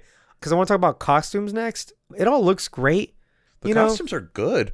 I feel like Megan Fox was just a prostitute. Like, obviously they made her just fight. A Western, Old West prostitute. Yeah. But the character she's based on was briefly a prostitute turned badass bounty hunter. And they could have done that. They should have done that. Because if you just make her a prostitute, they hinted at it. Then she's just kind of like eye candy the whole movie. And she has about 10 minutes of screen time. And that's probably why they cast Megan Fox at the time. 100%. This is like she's like right hot off of Transformers at this point. Yeah. She's at the peak of like her when people are noticing her, you know? This might be around the time of Jennifer's Body. Maybe a year after. About the same time. Yeah. But on Josh Brolin, looks amazing. And I really do like the makeup, the prosthetics are actually really good. It looks good. Like I said, he's a little hard to understand, but it's not like out of the realm of kind of realistic possibility, you know, like plausibility. Like, look at his face. Yeah, he would probably be hard to understand. Yeah. It kind of reminded me of Spider-Man 3. Well, in a bad way. I'm saying like in Spider-Man 3, what's his fucking face? Eric Foreman, I was about to say. Eddie Brock. What's the actor's name? Topher Grace. Topher Grace cannot speak with the fangs in his mouth.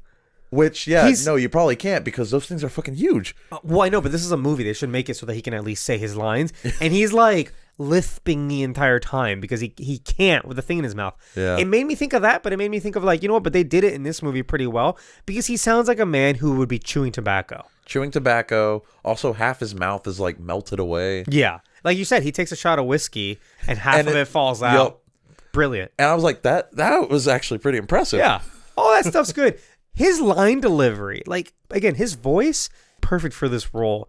When he says things like, you sure it shouldn't be 8 coffins? Like, the way he delivers that, I'm like, he's in a Western. This actor's in a Western, but no one around him is. I'm disappointed that he wasn't the Jonah Hex that they brought into like the Legends of Tomorrow show, because that would have been really cool. I would love another shot at this with Josh Brolin. Like, yeah, just seeing Josh Brolin as the character again would be good. We're never going to get that. In a better movie, I would have loved it. Maybe the Flash movie. Give it to Yeah, 5 coffins, sure you don't sure need you don't 8. need 8. Dirt likes dead. Dead likes dirt. Simple as that. Favorite line in the fucking movie. I think that's a great line. Obviously, if the movie didn't have supernatural elements, then that line wouldn't exist. But I'm saying it's that kind of right. The delivery. reading. Yeah. Oh, he's amazing. Cut myself shaving. He says after he fucking shoots and then the man. he murders that man. Yeah, Philly to Jay in the chat said he's just giving me all his favorite lines too. Hex, what happened to your face? He says, cut myself shaving after he murders that man. He was vaguely insulted, and that's it. Anyway, do you have anything else on this movie? Should we move on? I mean, we talked about the costumes and how great they were. I don't know if I have anything else to really say, analysis-wise. He seems to be wearing, and this is kind of from the comics too, he seems to be wearing his Confederate uniform still. Is that what that was? Or is that just kind of is that like a cowboy outfit? It might have been the Confederate uniform, but he didn't have like the insignia on it or anything. No, but it did look like kind of the gray. Maybe he just ripped like overcoat. the patch off of it. I'd buy that. Yeah. But the hat it looked very Confederate. What happened to your face? Gunshot. I'm running out of clever responses for that one, friend. I like that one too. That one was good too. That almost sounded improv.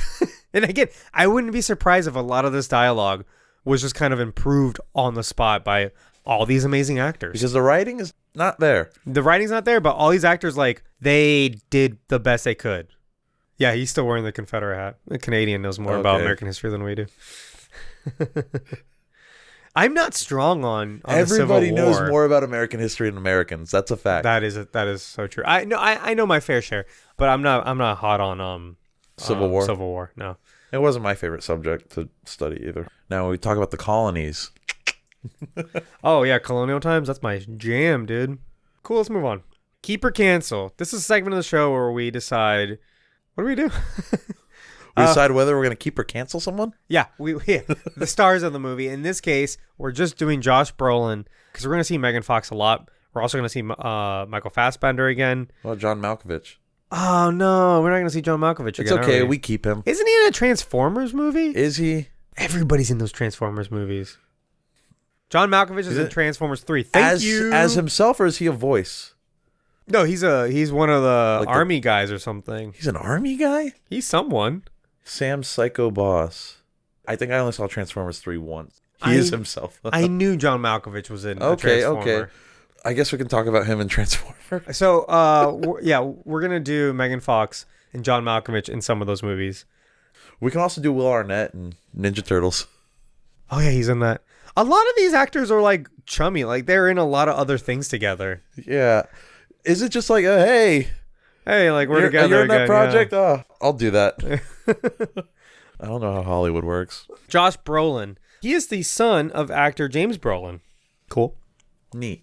Early life, he got mixed up in some sort of surfer gang doing drugs. Is this before the Goonies? Yeah, like when he was a kid. Oh. Like when he was a teenager. And like stealing cars and shit. Damn. Yeah, he was like... What a badass criminal. Yeah, he was like, no, I got out of that, thank God. A lot of them were doing heroin, and apparently he wasn't. Oh, he wasn't about that. No, heroin's insane. Good for him. The Goonies. This is where I first saw him. Huge blind spot for me. I've never seen The Goonies. Goonies is good. I've seen the first 25 minutes of Goonies, and then I stopped watching. I don't know why. I had something to do, and then I just never picked it up again. It's one of those fun, like, old Spielberg movies. Yeah, I'm going to have to give it another shot. Here's the thing, though. If you didn't see it as a kid, I don't know how you'd feel about it. It's one of those old, like, kid-focused Spielberg movies. Yeah. So I don't know how you'd feel about it. I love that movie, but also I watched it as a child. We'll have to watch it together then. Yeah. Road Flower. Never seen it. Planet Terror. I have seen that. That movie's fucking amazing. I actually haven't seen that. You've never seen the Robert Rodriguez Grindhouse movies? Rodriguez did one and Tarantino did the other one. Which one's which? I think Planet Terror was Tarantino's. And Robert Rodriguez was the... I think so. The other one. It's such like a fun double feature. Yeah, they're each like an hour long or something. Right? Yeah. And they're very like pulpy and schlocky, and I love them. American Gangster, Wall Street, Money Never Sleeps. That's the sequel to Wall Street, I think, from the 80s. I saw Wall Street Money Never Sleeps. I never saw the original. I've never seen either. Huh. With, what's his face? Ant-Man. Paul Rudd? No, the other Ant-Man. Michael Douglas. Michael Douglas, yeah, he's the Wall Street guy. No Country for Old Men. That's a good one. That's a great movie. That's a great movie. He's like the main character, I think. It's Okay. him. It's him and what's his name? The Spanish actor. Is he Spanish or Mexican?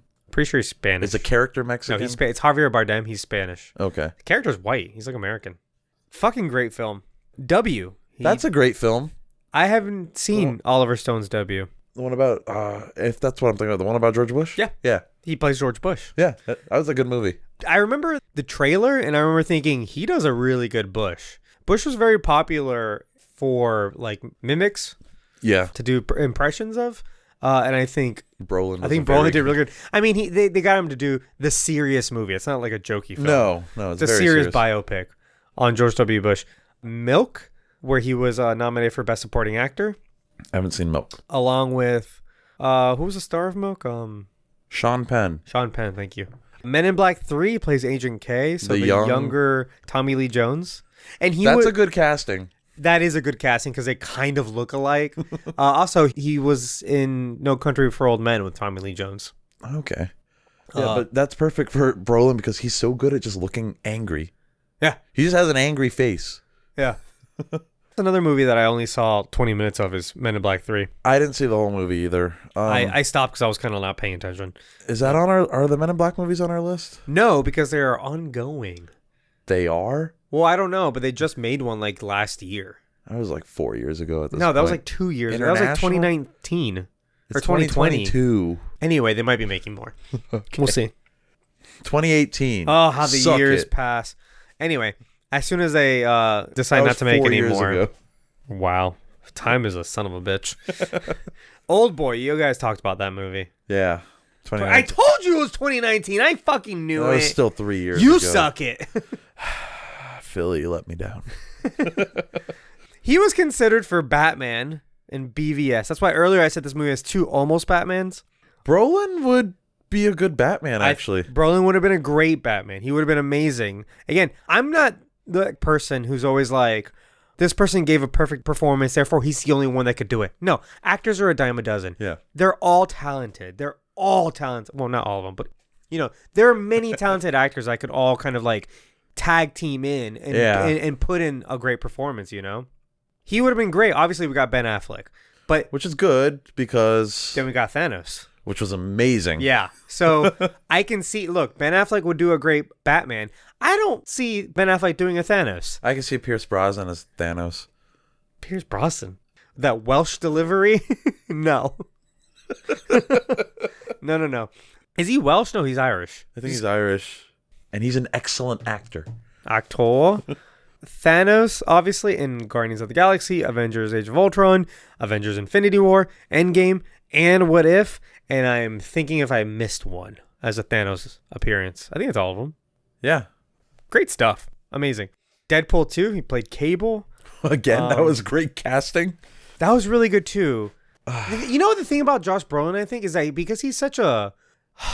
I don't know how else to say this. He's such a like big, burly, manly man. Yeah. You know, he's got a really square jaw. He's a really handsome dude. Great facial hair. And good actor. Good actor. Great voice. In really good shape. He works in so many roles. You know how like a lot of comic book characters all look the same? They all look like Josh Brolin. Brolin looks like a 90s comic book character, which is Cable, by the way. Yeah, he looks like all of these guys. So you could definitely put him in like, yeah, he'd make a perfect Jonah Hex. He'd make a great Batman. He'd make obviously a great Cable. He'd make a great Dash Rendar from Shadows of the Empire. He's a redhead. You can put a wig on. Yeah, he could bring back he Dash could be Dash Rendar. They're not bringing back Dash Rendar. I like him. I know he's a Han Solo knockoff, but he's like the best Han Solo knockoff. He is so low on the priority list of characters from the extended universe to bring back in canon. I want to bring back Prince Shizor too, who was the villain of Shadows of the Empire. Yeah, Shadows of the Empire. That was a whole like media franchise. It was everything except the movie. They did all of it. Like it was like video game. They did a book, full soundtrack. Yeah. They did a book. They did a comic book. They did a video game. They did a sequel comic book. And they all interconnected with each other, too. Yep. They weren't just all one remakes. of them was the whole story. Like, one of them told a part of the story. Yeah. It was very interesting. I like Shadows of the Empire. Make it canon. But the thing is, if you were to bring that back, it would have to be just as big. Yeah. Because that was an event, you know? Here's the thing, though. It was kind of a big story, too. Like, you would have to, like, connect a movie with 2 TV series. All of that has to be Shadows of the Empire. Because it was basically that whole year between Empire Strikes Back and Return of the Jedi. Anyway. We went on a Star Wars tangent. Yeah. We're just itching to do Star Wars content. That's what it is. Married Diane Lane. Okay. In 2004. They divorced in 2013, I think. Yikes. Martha Kent herself. What's the age difference between them?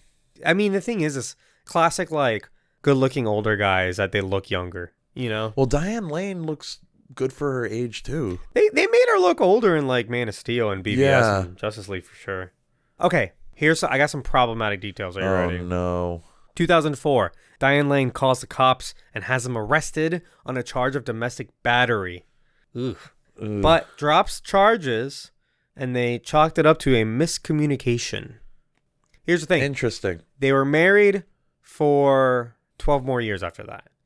So how bad was this actually? I don't know. Like, it's one of those things where it's like, I'm not going to pass judgment because I wasn't there. Maybe it was actually miscommunication. Maybe he made some threats, which is also bad. But I will give them the benefit of the doubt if they continued being married for 12 years after this alleged domestic battery that maybe happened and maybe didn't happen, right? Right. Who knows? I don't know.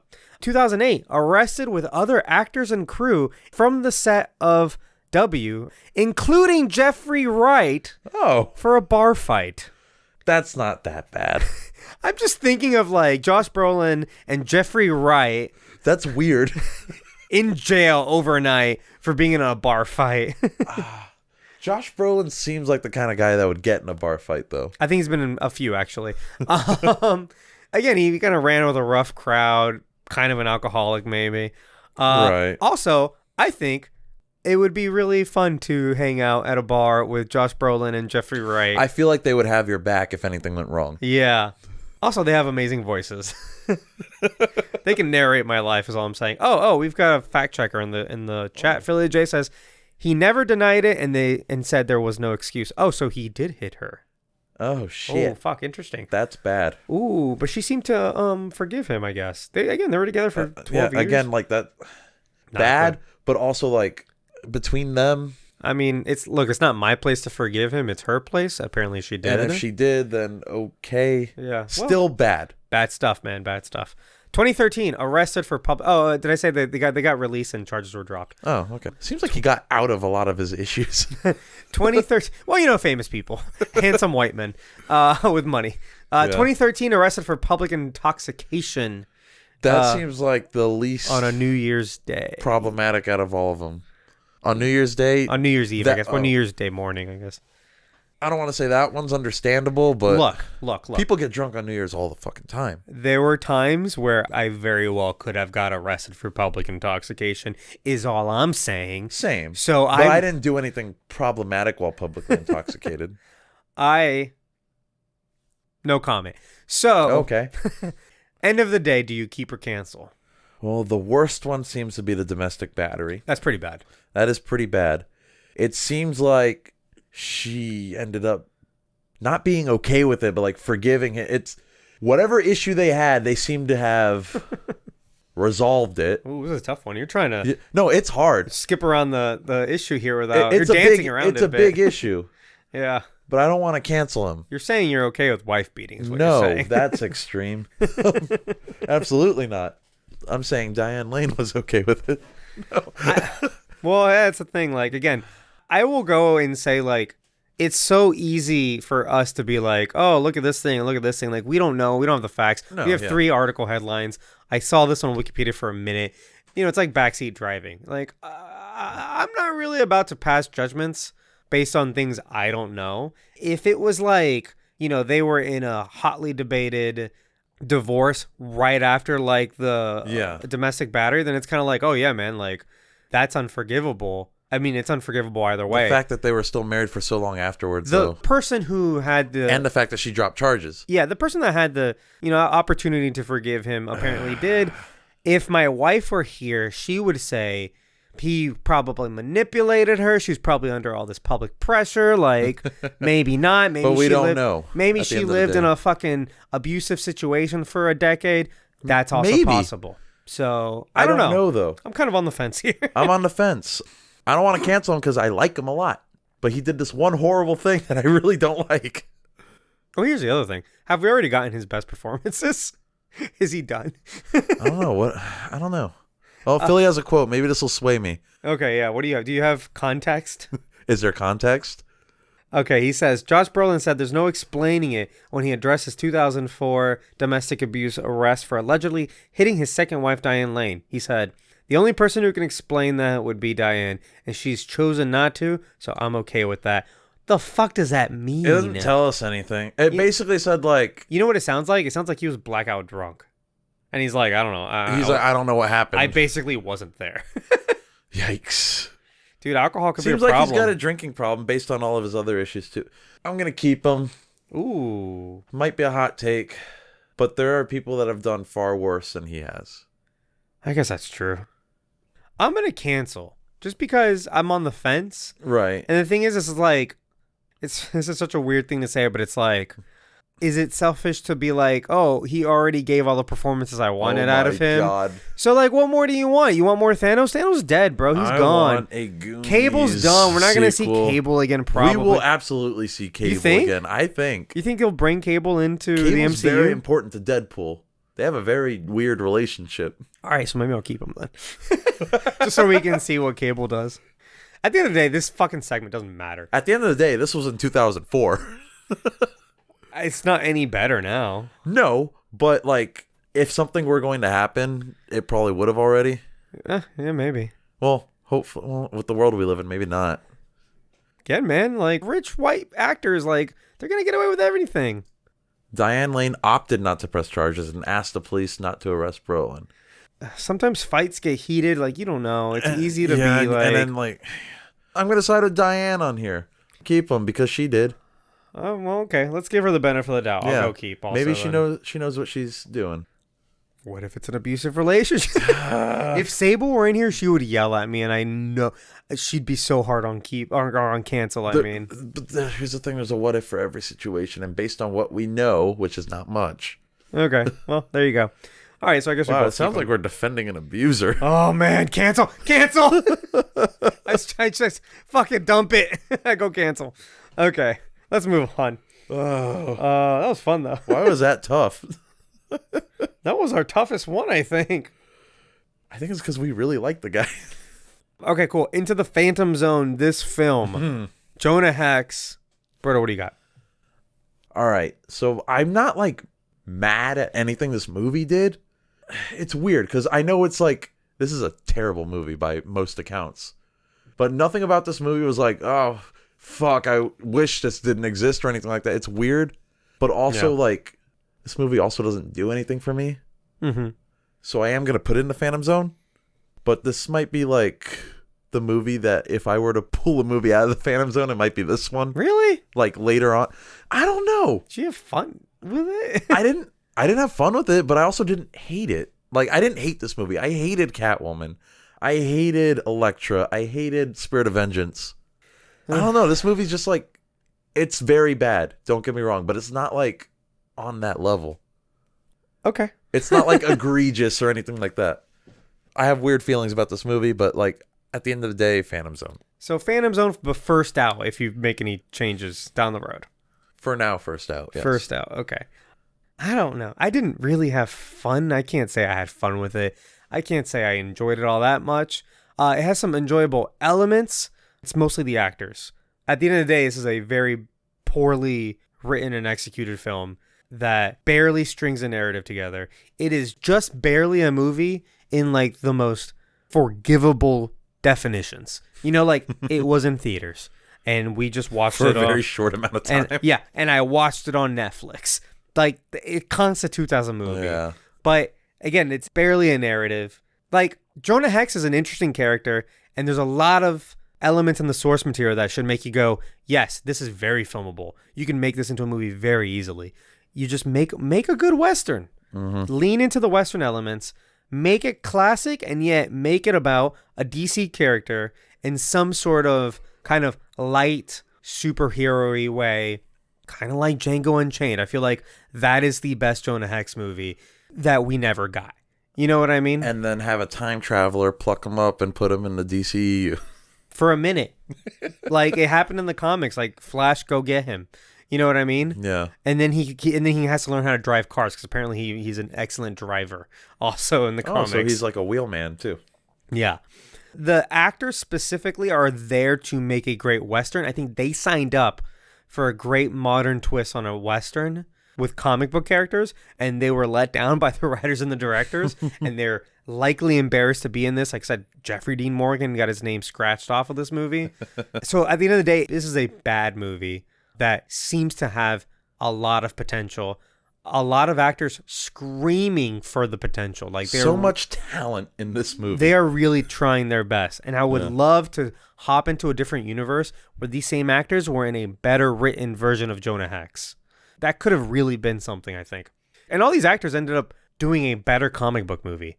So it maybe would have taken this movie to plummet for us to see, you know, Fassbender as Magneto and Josh Brolin as Thanos and I already said Fassbender.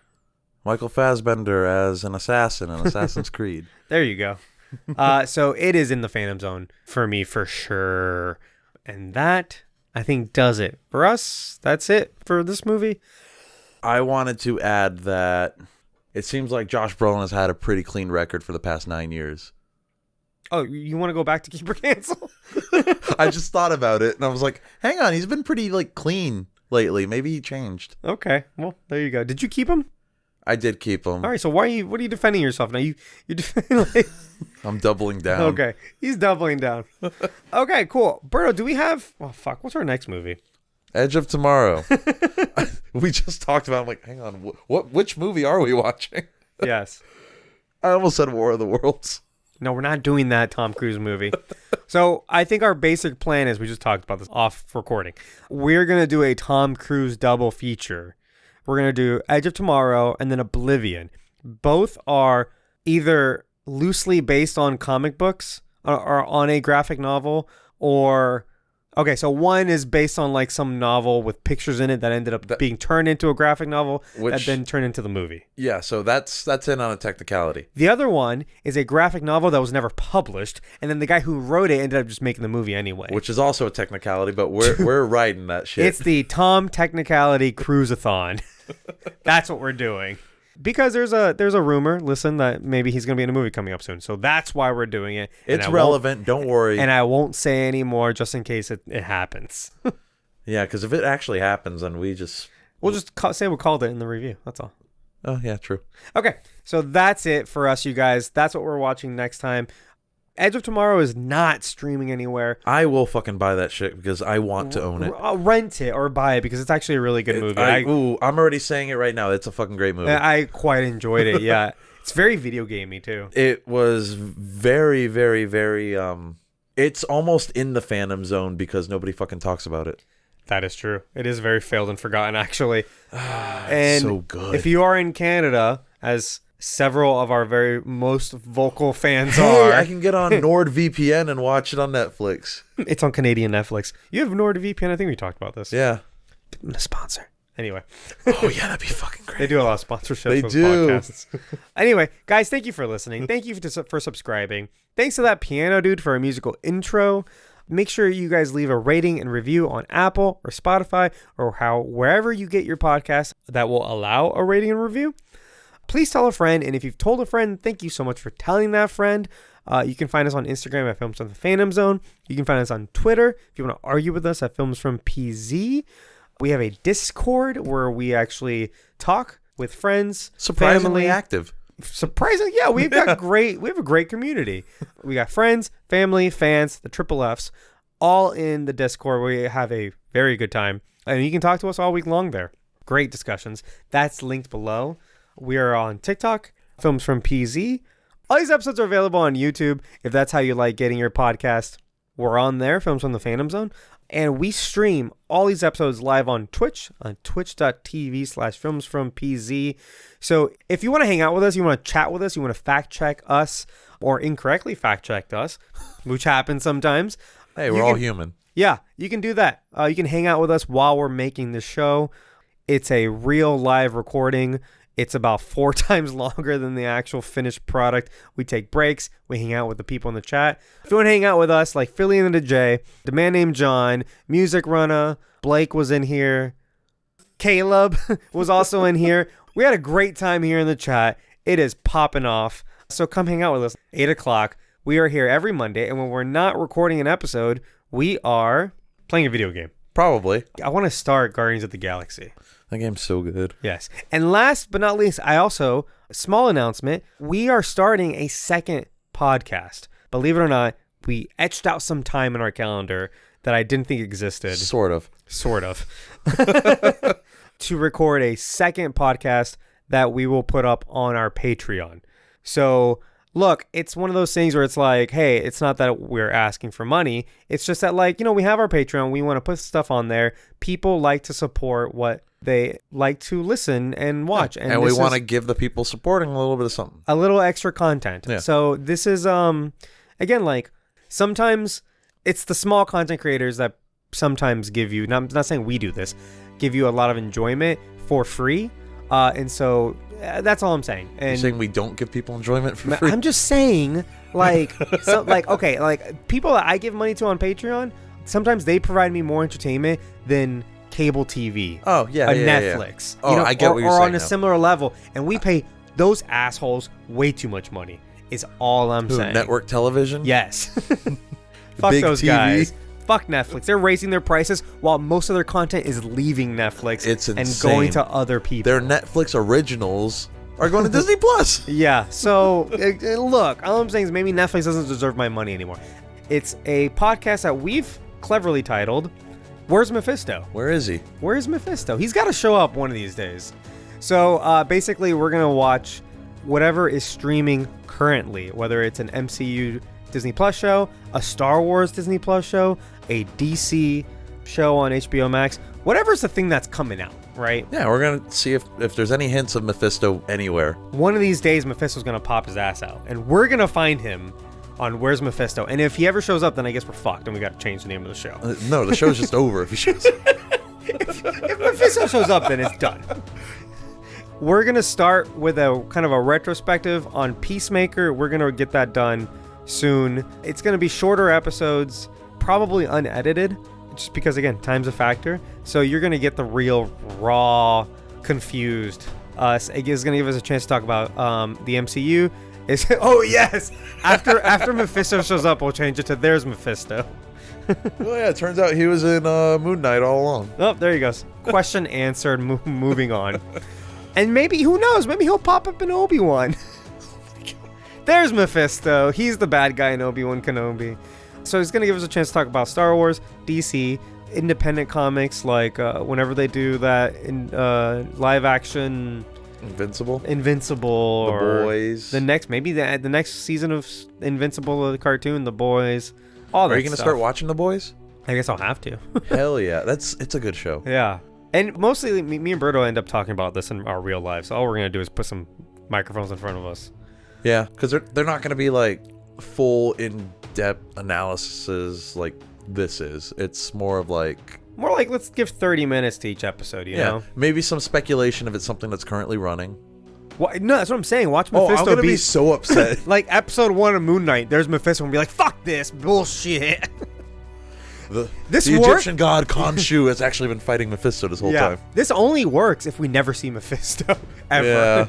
Which I'd be fine with. He's not that important. Because because the title's just a joke. It's a loose construct to watch streaming television together as a family. So anyway, that will be up. I'll post when there's episodes available. Don't be disappointed when you go to Patreon, you pay us money, and there's nothing there yet. By the time this comes out, we should have already recorded some stuff. And then after that, it's going to be weekly. Whatever's coming out. There will at least be something for you there by the time you... What do you do on Patreon? You subscribe? I sound so ignorant right now. Yeah, you subscribed for different tiers, or I haven't decided what the price should be. It could be $1. OnlyFans. Cool, guys. So that's it for us. Thank you again. More information about the whole Patreon thing and Where's Mephisto. It'll come out as I come up with it. We got to make a logo for it. I kind of started one, but I'm like, I need help. All right, I'm going to stop recording now. Thanks. Bye. Bye.